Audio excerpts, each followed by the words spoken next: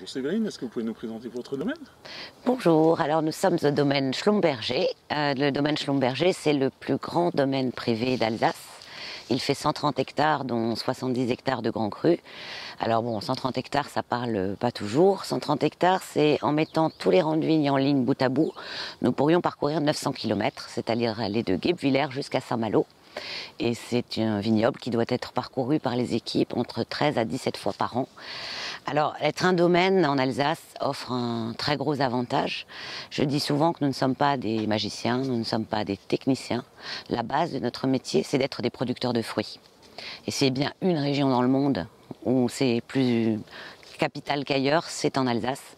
C'est quand même la seule région au monde à offrir une telle diversité de vins, d'un pinot blanc facile, léger, croquant, jusqu'à une vendange tardive, très opulente, riche. Nous offrons toute la panoplie gustative des vins blancs dans le monde. Et donc le moment où on va décider de ramasser son fruit à bonne maturité, avec les bons arômes, la bonne acidité, c'est absolument capital. Et ça, c'est ce qu'offre un domaine. Quand on est 100% récoltant, c'est de pouvoir aller produire nos fruits le mieux possible. Et ensuite, je dirais que c'est normalement assez facile de faire du vin quand on a les bons ingrédients, comme une bonne recette de cuisine. D'accord. Justement, vous parliez de récolter, on va peut-être un petit peu parler de ce millésime 2017. 2017, c'est un millésime agréable, facile. C'est assez rare d'entendre un vigneron dire ça. Alors évidemment, c'est petit, parce que ce qui est beau, ce qui est bon, c'est petit. Donc on ne peut pas tout avoir, donc les quantités ne sont pas énormes, les raisins n'étaient pas très très gros, mais par contre chacun est chargé de tout. Donc ce sont de très très beaux raisins, très sains. Donc une très très très belle vendange. J'ai du mal à parler de ce que ça va devenir parce que les vins ne sont pas faits. Pour le moment, le fruit est très très beau. C'est à nous maintenant de le transformer. Mais je suis assez confiante. C'est un très très beau fruit. Donc avec une telle matière première, on devrait ne pas rater le millésime, bien au contraire. D'accord. On est sur un terroir peut-être un petit peu particulier, vous pouvez nous en parler? Oui, on est sur le Grand Cru Kessler. Le Grand Cru Kessler, c'est, je dirais, le deuxième Grand Cru essentiel du domaine Schlumberger. Il y a le Kitterlé qui est le plus spectaculaire. Autant le Kitterlé sort de la montagne comme ça et prend tous les embruns de la météo, autant le Kessler, à l'inverse, rentre dans la montagne. Et j'aime à dire que c'est mon Grand Cru le plus féminin. Notre œnologue un jour le décrivait en disant que dans le Kessler, on a l'impression c'est comme si on était dans le ventre de sa mère. On est protégé de justement tous ces mauvais temps, le vent, la brume. Donc c'est un grand cru qui donne des vins très élégants, très charmeurs, très féminins et très agréables. C'est très bien vendu en tout cas. Reste plus qu'à goûter. C'est clair. Là, vous êtes pratiquement à la fin de vos vendanges.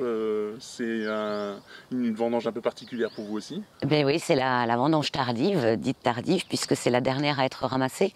La sélection de grains nobles a été ramassée la semaine dernière. On a juste sélectionné les raisins botrytisés. Ici, on ramasse les raisins qui restent. Alors le Kessler, comme il est tellement bien protégé, c'est un lieu propice à faire de la cuvée Christine, notre vendange tardive mythique, puisque le raisin est très très bien protégé. Alors la vendange tardive, c'est bien sûr pas forcément un vin de tous les jours, c'est assez riche. Mon père disait que c'est riche sans lourdeur. Donc c'est quand même, il y a beaucoup de délicatesse, d'acidité et c'est très très buvable. Pour moi, j'appelle ça, j'utilise le terme anglais, le cozy wine. C'est le vin qu'il vous faut quand vous allumez votre cheminée ou pour votre film du dimanche soir.